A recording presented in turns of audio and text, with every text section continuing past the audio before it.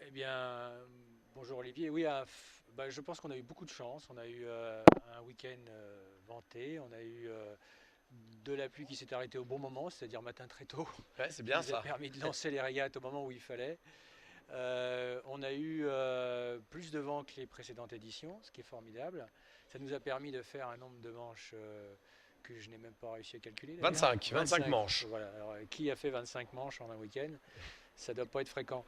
Et on a donc pu voir naviguer un très grand nombre d'écoles. Je crois qu'il y a près de 15 équipages, je crois. Ouais, c'est ça, 15 C'est ça. équipages qui étaient là. 15 équipages. Des écoles qui ont l'habitude de naviguer énormément, puisqu'on les voit souvent en tête, comme l'ENSTA, l'ESSEC, les arts et métiers, qui ont tendance à truster les premières places. Et puis des écoles qui lancent leur association voile grâce à cet événement, parce que c'est ça aussi la mission de cet événement, c'est de permettre à toutes les associations de redémarrer leur saison, de faire le lien avec la précédente saison, d'intégrer les nouveaux membres, de constituer des équipages, de s'informer sur le programme de l'année à venir. Et ça, c'est le but. Et je suis ravi. Ça a très bien fonctionné. Et voilà, alors qu'on voit le bateau de l'ESSEC qui franchit la ligne d'arrivée, voilà, à l'instant, pendant qu'on est en train de parler avec toi. Et puis bravo aussi pour la réactivité, parce que c'est vrai qu'hier, il y avait, tu le disais, des bateaux avec des équipages qui découvraient un petit peu l'univers de la voile, d'autres qui étaient là vraiment pour la compétition, ou en tout cas assez pro dans leur façon de naviguer. Et puis du coup, ce matin, c'est vrai qu'on a réussi avec l'arrivée de l'aide de certains pros qui sont venus aider.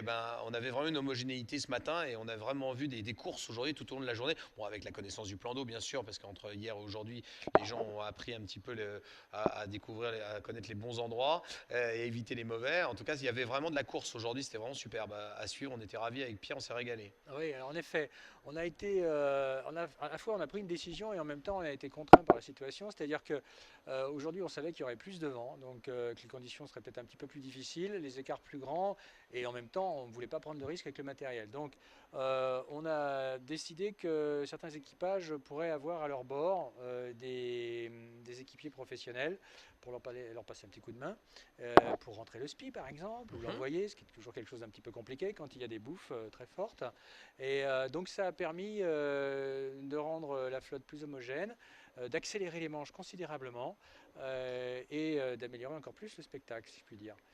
Effectivement, et dans quelques minutes maintenant, la fin de cette 25e régate, et puis on se retrouvera tous ensemble pour célébrer les vainqueurs, comme il est de tradition. Ici, à l'île de Monsieur, on ne va pas donner le classement encore, parce faut qu'il soit établi, mais en tout cas, on peut d'ores et déjà remercier tous ceux et toutes celles qui ont contribué à la réussite de cet événement.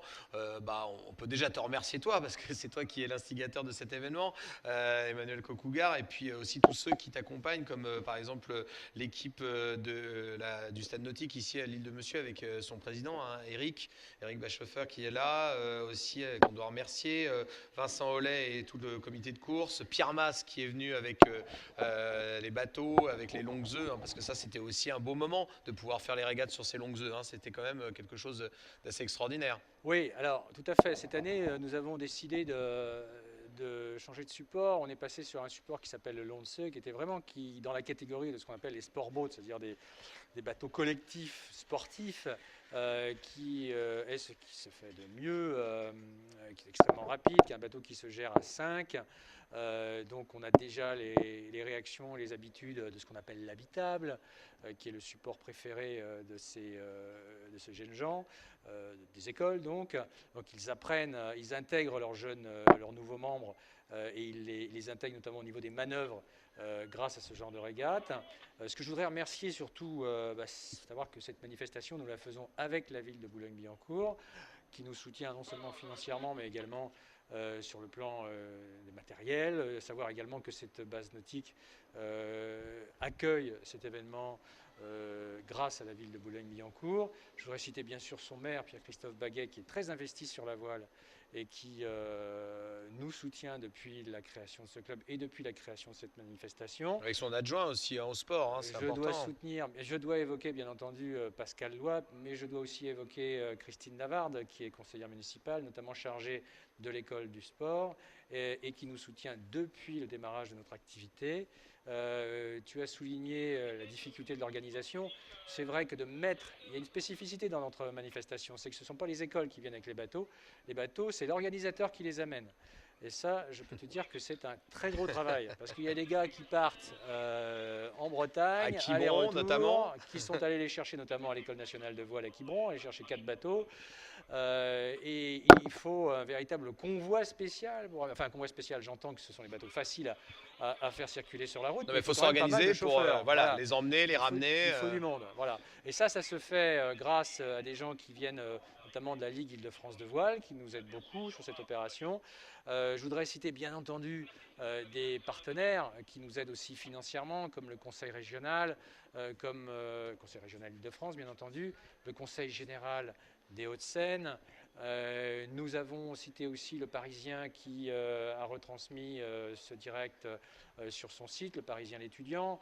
Je voudrais citer également l'association Alice Locked in Syndrome qui est notre partenaire sur pas mal de manifestations et qui était présente. J'ai bien sûr cité donc le Conseil général des Hauts-de-Seine qui a pris la décision donc de nous accompagner sur le plan financier, mais aussi de retransmettre le direct grâce à l'intervention de son président, M. Devedjian.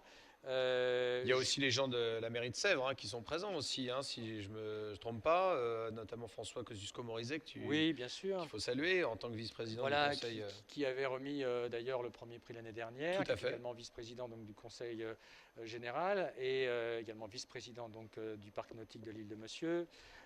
Christine Bruno, maire adjoint, chargée des affaires générales, juridiques, des ressources humaines, de l'accueil de la population, de la gestion du patrimoine municipal, des actes relatifs aux opérations et d'aménagement. Voilà, j'ai rien oublié.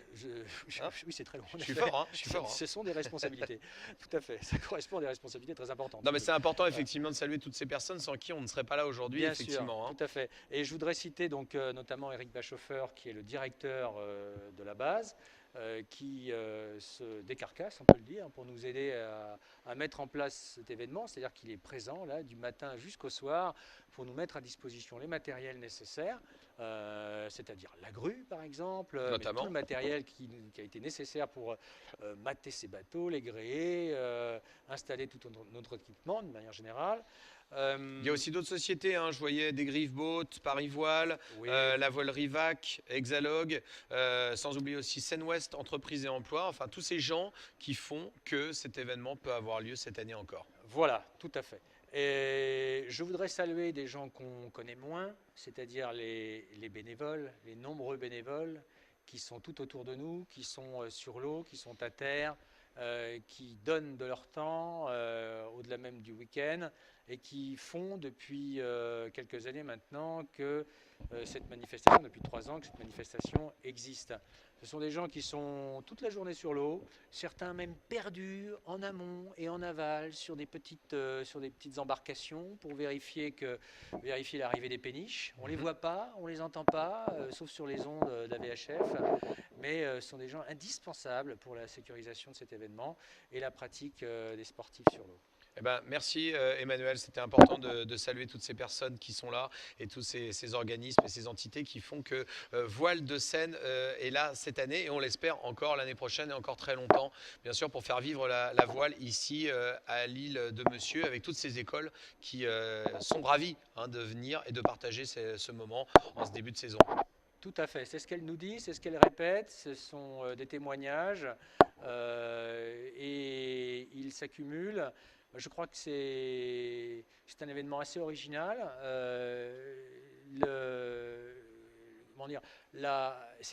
Les écoles ont l'habitude de régater, notamment en mer. On leur propose là de régater proche, je ne vais pas dire de leur domicile, mais en tout cas, souvent elles résident sur les campus. Alors c'est proche de leur domicile. Ouais, puis à l'entrée de Paris, quoi. Voilà, à l'entrée de Paris. À quelques minutes de la Tour Eiffel, pouvoir régater ici, c'est quand même magique. À quelques minutes de leur campus. Voilà. Tout à fait. Il y a beaucoup de campus en Île-de-France. C'est une région qui regroupe énormément d'universitaires. et de valoriser également ce plan d'eau. Je sais que ça c'est un aspect, c'est un volet très important, notamment pour le Conseil régional, le Conseil général et la ville de Boulogne-Billancourt. La Seine est un merveilleux plan d'eau qui a accueilli en 1920, 1926 je crois aussi, les Jeux Olympiques. Donc c'est un plan d'eau qui a l'habitude de la voile. Et aujourd'hui, le faire revivre avec ces bateaux, bien sûr beaucoup plus modernes que ceux de 1920, j'entends bien, eh bien c'est un plaisir formidable pour les gens qui aiment la voile. Merci Emmanuel. Je vais te libérer parce que dans quelques minutes, on va se retrouver pour la cérémonie de remise des prix. Ça sera sur le ponton, juste devant les Longues Œufs, avec tous les équipages, avec tous ceux qui sont venus avec nous. Moi, j'étais ravi, une fois encore, d'être là à vos côtés pour vivre ensemble cette 3e édition des Voiles de Seine. Merci à l'équipe, merci à Morgane, merci à Jules, merci à toute l'équipe de PW3 qui était là une fois encore avec les cadreurs, la réalisation, les montages que vous pourrez retrouver bien sûr sur Dailymotion après cet événement. Et puis on espère se retrouver tous très nombreux pour 2014. Merci Olivier, surtout à toi. Je vous en prie. Allez, bonne soirée à tous sur Dailymotion. On se quitte sur ces images de la Seine en effervescence avec les bateaux. Et à très bientôt pour un prochain Voile de Seine. Merci. Au revoir.